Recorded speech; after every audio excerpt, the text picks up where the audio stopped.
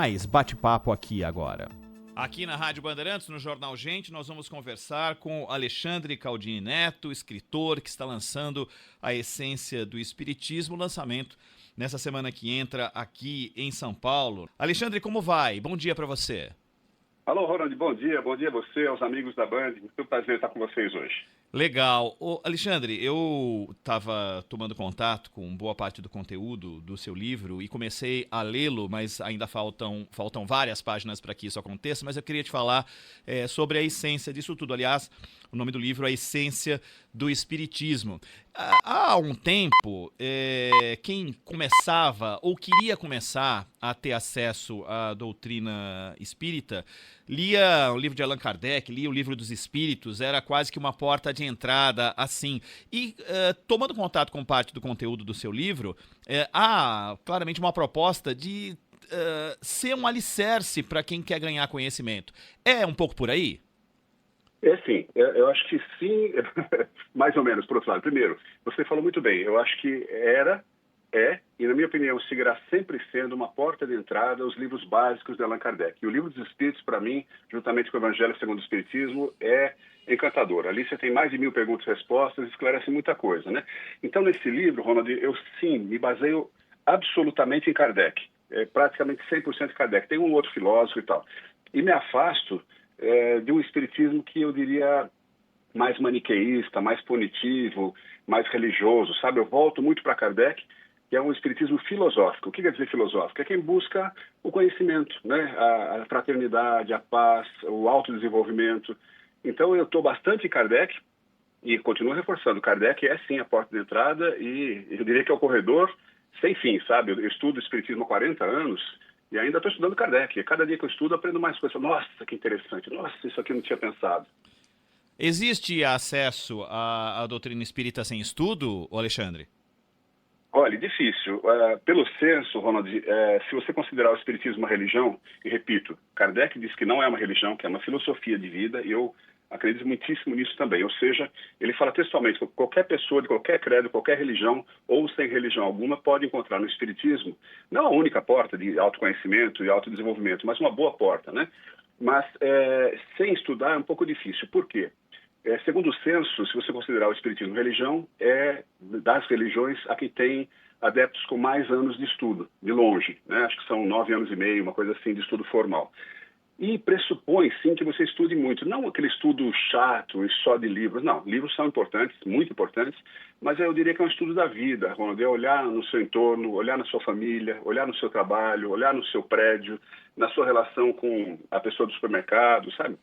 Como é que eu estou vivendo nesta encarnação aqui? Como é que eu estou me relacionando com as pessoas? Por que eu gosto de tal pessoa e não gosto de tal pessoa? Por que sei lá, eu me afino mais assim, mais assado? Por que tal coisa me irrita, tal coisa não me irrita? Por que eu estou triste? Esses porquês todos que têm a ver com a filosofia desde sempre, né? Lá, antes de Sócrates e Platão, está lá no templo de Apolo, em Delfos, na Grécia, né? Conhece-te a ti mesmo e conhecereis os deuses e o universo. Então, esse autoconhecimento pressupõe estudo, né? Educação. Mais uma vez, não um estudo chato e enfadonho, mas uma observação da vida, o fascínio com as coisas e os porquês que vão nos ensinando a viver melhor. Você acha que exatamente por uma necessidade de aprofundar-se na doutrina é que talvez ela não tenha uma penetração maior? Eu te falo assim, as pessoas ficam cansadas ou estão vivendo um momento enfadadas de dedicar tempo da vida numa vida tão corrida, tão intensa, tão cheia de necessidade de soluções emergenciais. As pessoas não separam um tempo para o autoconhecimento e por exemplo, se envolver ou tentar ganhar um conhecimento na doutrina espírita? Eu diria que sim, mas por outra razão. Sem dúvida, o tempo hoje em dia é muito escasso, mas eu não sei se algum dia não foi escasso, né? Eu acho que as coisas mudaram e estão mudando sempre na humanidade, né? Desde antes de Cristo até agora e continuarão a mudar. E nesse caminho, uma coisa que não mudou é que a gente quer um salvador da pátria, né, Ronald? A gente quer alguém que resolva, resolva os problemas para mim, Ronald. Por favor, dá para você resolver? Então não é incomum a pessoa que é espírita receber de um amigo, de um parente, falar assim, você vai no centro? Leva meu nome lá, põe meu nome no livro do centro, né? O cara não vai. Tenta criar um atalho, Alexandre. Exatamente, porque é mais fácil, né? Então a gente não quer enfrentar os problemas, a gente não quer reconhecer não os nossos erros, todo mundo erra, todo mundo pisa na bola, a gente é espírito em evolução, ainda muito imaturos, e está tudo certo, mas é mais fácil uma solução milagrosa. E no espiritismo você não encontra isso. Você chega lá, ninguém vai te falar, ô Ronald, dá uma grana aqui, que o meu Deus, que é muito poderoso, vai lhe dar prosperidade, felicidade, vai garantir uma relação afetiva perfeita. Não, o que o espiritismo fala? Fala, ó, vem aqui, que nós vamos juntos aprender a lidar com a vida. E você vai resolver seus problemas. E tem uma fala, que não lembro bem de quem é, algum autor russo, não sei se, acho que é Dostoiévski. Ele fala o seguinte, as pessoas não querem Deus, as pessoas querem milagres. É um pouco isso, né, Ronald? Resolve para mim, né? Então, para ser espírita, não precisa nada. Mas é bom que você tenha pelo menos o entendimento que quem resolve sua vida é você. Né? No começo eu não entendia isso, Ronald. Eu falava, esses espíritos são loucos, os caras falam que é bom sofrer. Não, o espírito não fala que é bom sofrer. E isso é uma coisa importante esclarecer. Deus não quer que você sofra, na visão do espiritismo. O sofrimento vem para lhe alertar. É como se fosse um despertador. Falou, ô Ronald, olha aí, meu, olha o que você está fazendo, cara. Está pisando na bola aqui. Então, a dor, o sofrimento nos faz, opa, peraí, deixa eu ver o que está acontecendo aqui. Como é que eu saio desse sufoco? Aí você aprendeu uma coisa, né? Então eu diria, e no livro eu falo isso, eu não acredito, Ronald, em punição divina. Né? Um Deus que castiga, um Deus que recompensa, um Deus passional, muito estranho, né? Se Deus existe, é uma inteligência suprema, diz o Espiritismo, uma inteligência máxima, e tudo a partir dessa inteligência, não é uma pessoa, não é um homem velho de barba, branco. Se Deus existe e Deus é isso, não é possível que ele tenha as paixões humanas. Vou dar um castigo para esse Ronald para ele largar a mão de ser bobo. Não, né? Então eu acho que não tem punição divina. O que eu advogo no livro é que existe a didática divina. Deus nos permite o aprendizado. A hora que a gente aprendeu uma coisa, não vai sofrer mais por aquilo. E o Espiritismo fala claramente, ninguém precisa sofrer. E aí vem outra dúvida, né, Ronald? As pessoas falam assim, olha, perdão, a pessoa X da minha família, meu cunhado, minha irmã e tal, está passando por um sofrimento mal bocado, mas não vou me intrometer. Não vou ajudar, porque esse é o karma que tal pessoa precisa passar. Não, para o Espiritismo não existe karma, não existe essa palavra karma, ela é de outras crenças, religiões asiáticas, né? Por quê? Porque o karma pressupõe um sofrimento necessário, uma punição, um pagamento por um crime, por um pecado que você teria feito em outra encarnação. Não, o Espiritismo entende que a gente causa e consequência. A gente age e a natureza reage, né? Então a gente colhe o que plantou, mas não é uma punição, é um aprendizado. Isso é muito mais lógico, eu acho, muito mais coerente com a visão de um Deus, de fato Deus, né? De fato supremo. Ô Alexandre, diante de tudo isso e das mazelas que a vida nos impõe, algumas delas que fazem parte do cotidiano, que é lidar com temas polêmicos como homossexualismo, com aborto, com suicídio, com intolerância. Como é que a essência do espiritismo lida para quem vai, de repente, iniciar, a partir dessa nossa conversa aqui, o aprofundamento de algo ligado à doutrina? Excelente pergunta, Ronald, eu lhe agradeço por ela. Veja, esse livro, A Essência do Espiritismo, não é um livro tradicional espírita. Em que sentido? Primeiro, ele não é psicografado, né? Os livros psicografados brasileiros, em geral romances, ou 100% são romances, ele é complicado, porque é uma comunicação que aquela pessoa recebeu de um espírito, pode ser verdade ou pode ser o que a gente chama de animismo, não é um espírito ou outro comunicando, é a própria pessoa escrevendo ali, às vezes na boa fé, acha que é um outro espírito e escreve.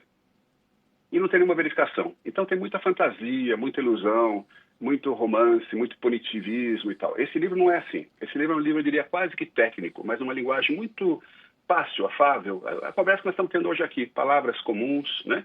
Problemas do dia a dia. E aí o que eu trago nele é um espiritismo um pouquinho diferente, ou bastante diferente, na verdade, do que o espiritismo tradicional praticado no Brasil. O que é o espiritismo tradicional praticado aqui? O espiritismo religioso, né? Então, muito parecido com as religiões. Nós temos uma tradição religiosa enorme aqui no Brasil, né? Desde os católicos, na colonização, os espanhóis, os portugueses, os italianos, que são profundamente católicos, e isso influenciou a colonização brasileira, até os nativos locais, os indígenas brasileiros, que já tinham uma espiritualidade também bastante aflorada, e as pessoas escravizadas, que foram trazidas à força da África, que também vieram com as suas tradições religiosas. Tudo isso junto acabou dando no Brasil um espiritismo bastante religioso. Este livro ele vai para um caminho diferente. Como eu disse, ele prega o que Kardec prega. Kardec diz claramente, espiritismo não é religião. Ele fala mais, ele fala, o papel do espiritismo é combater o antagonismo religioso, ou seja, a briga entre as religiões, né? E a religião é sectária, a minha religião é melhor que a sua, eu quero convencer você a vir para a minha. Então o espiritismo ele é para abranger todo mundo, quem quiser vir está bem-vindo, seja católico, judeu, ateu, muçulmano, agnóstico, budista, não importa, né? Porque ele não é uma religião. E esse livro ele vai no caminho de trazer, além desses conhecimentos, dessa visão, o que você falou, traz temas atuais, temas muito importantes no momento, uma coisa que fica meio afastada do espiritismo. Quando você começa a discutir temas como você falou, transexualidade, homossexualidade, distribuição de renda, preservação da natureza, né? Sei lá, mil temas, né? O próprio excesso de trabalho, né? Armamentismo, suicídio, eutanásia, e sobretudo aborto, esses temas são muito irritantes, eu diria, né? E o espiritismo não os trata. Quando trata numa postura muito radical, muito travada, punitivista, né? Então, não ao aborto e ponto final.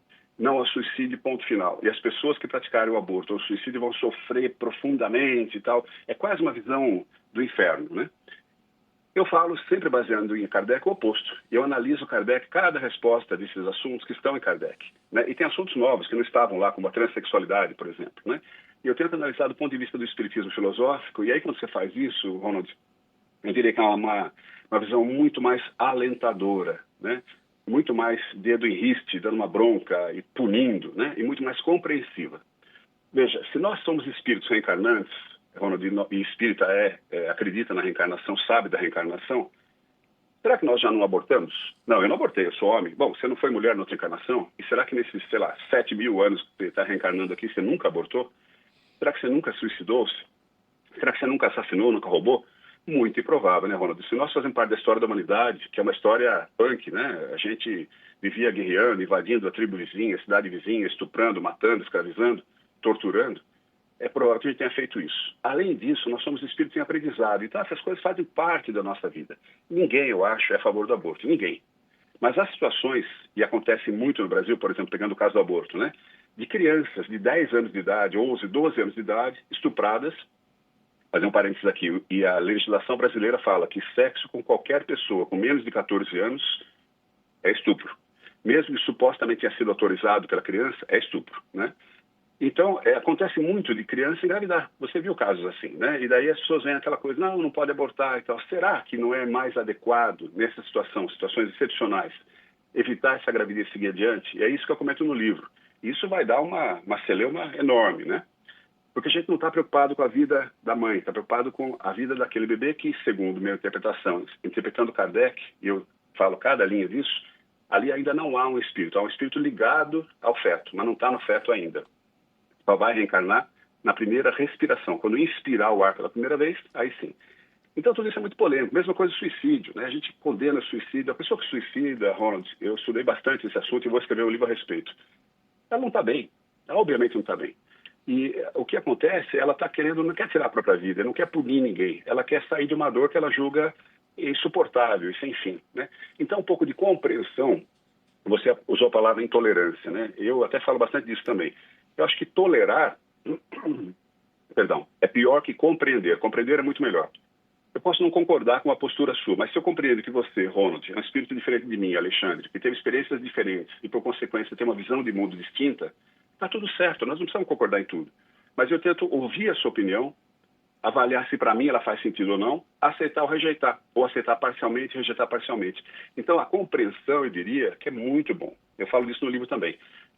Jesus falou, né, perdoai 70 vezes 7, perdoai da outra face, né, amai vossos inimigos.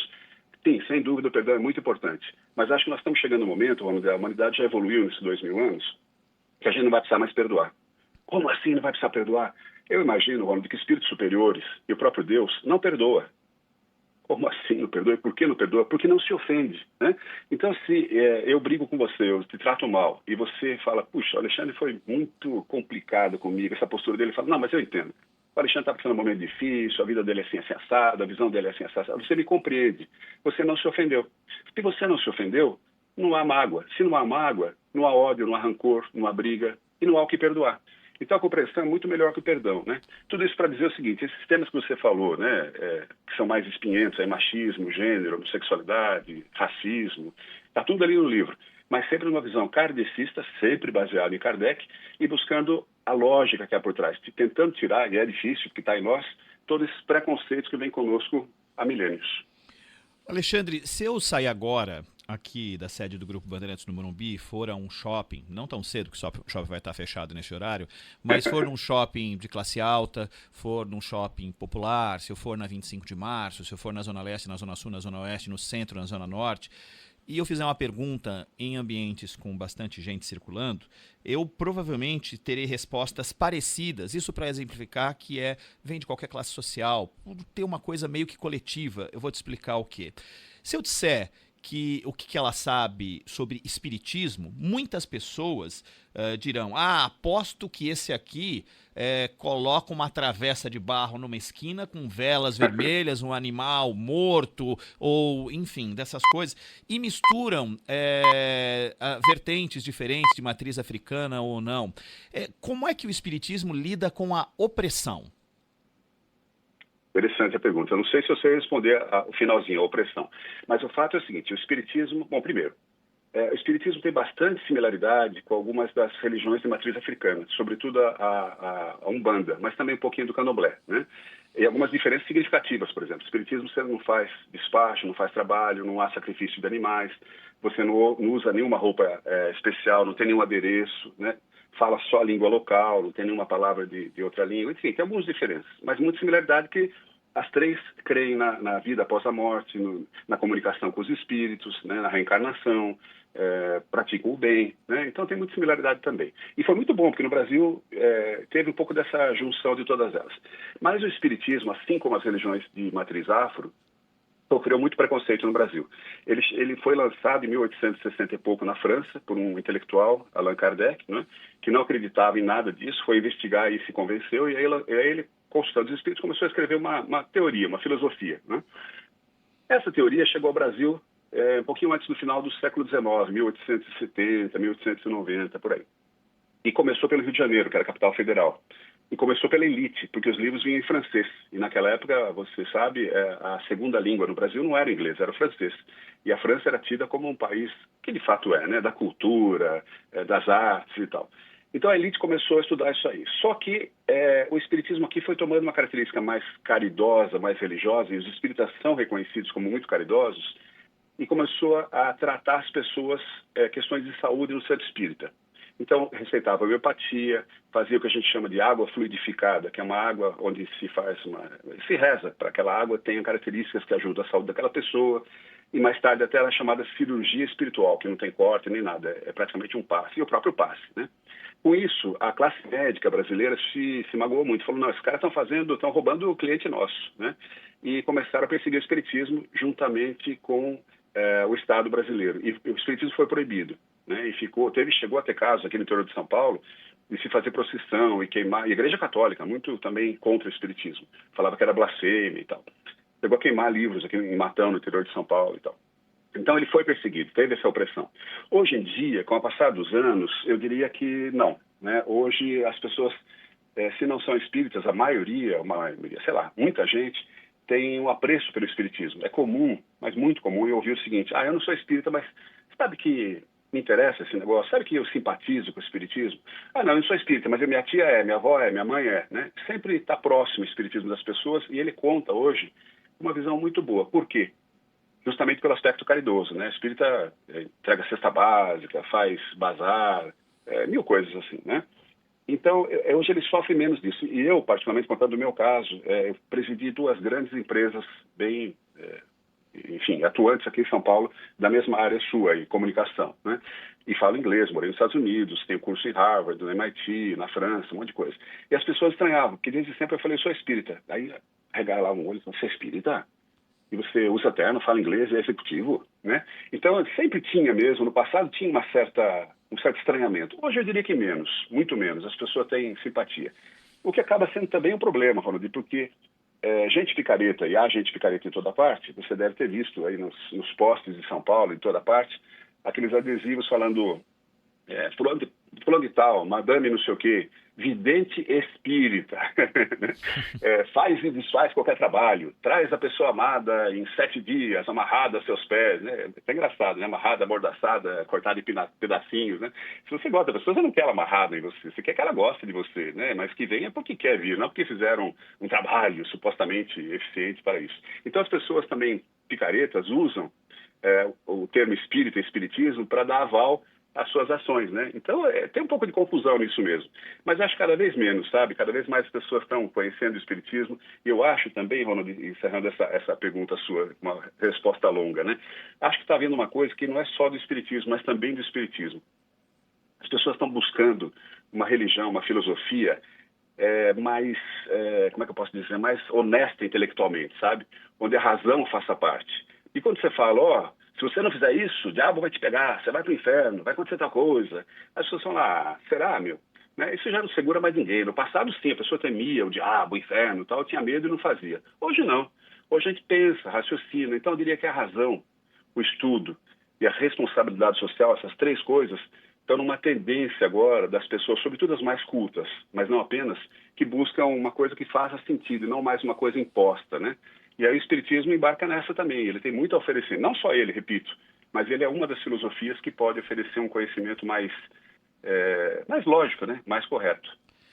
Alexandre Caldini, autor da Essência do Espiritismo. Alexandre, por que vale a pena, agora resumidamente, já que a gente bateu esse longo papo, conhecer essa sua nova obra? Lembrando que o Alexandre tem outras obras que precisam fazer parte da tua vida. Você precisa ter acesso aos outros livros do Alexandre, A Vida na Visão do Espiritismo, A Morte na Visão do Espiritismo, entre outras coisas produzidas pelo Alexandre ao longo da carreira. Por que vale a pena ter contato com esse seu novo livro, Alexandre?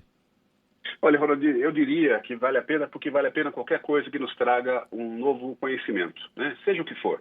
Vale a pena você fazer um curso técnico? Claro que vale.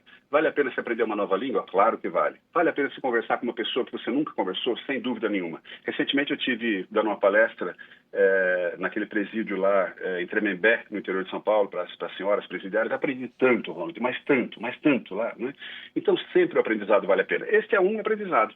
E é uma visão de um espiritismo que as pessoas não estão acostumadas, né? E que traz temas, repito, muito atuais, temas que pinicam, que incomodam um pouquinho, mas que é importante a gente conversar. Então é por isso que eu fiz esse livro e acho que vale a pena essa leitura por conta disso, né? Só colocando claro, eu falo isso com nenhum pudor, Ronald, de amigas e amigos, porque eu não recebo um centavo desse livro. 100% dos direitos, assim como o da morte na visão do espiritismo, a vida na visão do espiritismo, são doados, né? Neste caso, por uma universidade estuda, divulga, pesquisa o espiritismo, né? Universidade Livre Pampete. Então falo sem pudor, porque eu acho que é uma forma de raciocinar. Você pode concordar ou discordar, não tem importância, claro, mas é uma visão um pouco distinta do que está hoje em dia colocado no espiritismo religioso do Brasil. O lançamento acontece nesta semana. Me confirma o local, ô Alexandre? Pois não, é aqui em São Paulo, no Shopping JK Iguatemi, na Livraria da Vila, às 19 horas. Perfeito, quarta-feira. Tá feito o convite para essa próxima semana, para você que quiser conhecer, e aproveita e conhece pessoalmente o Alexandre Caldini Neto. Alexandre, grande abraço, muitíssimo obrigado, foi um prazer conversar contigo. Ao contrário, Ronald, muito obrigado por essa oportunidade, agradeço muitíssimo, meu nome é Assistente, nossa editora, ele agradece também. Muito obrigado, Grupo Bandeirantes, pela oportunidade. Um abraço a todo mundo, espero vê-los quarta-feira que vem no Shopping JK, na Livraria da Vila, 19 horas. Até lá. Para quem não anotou ou não conhece, não está em São Paulo, a gente fala para vários cantos do Brasil. Um abraço para todo mundo de Brasília que está conosco já há 2 semanas e deixa a gente muito feliz. Para quem estiver em São Paulo, durante a semana, o Shopping JK fica na Avenida Presidente Juscelino Kubitschek, número 2041, Vila Olímpia. Juscelino Kubitschek, 2041, Vila Olímpia. Lá na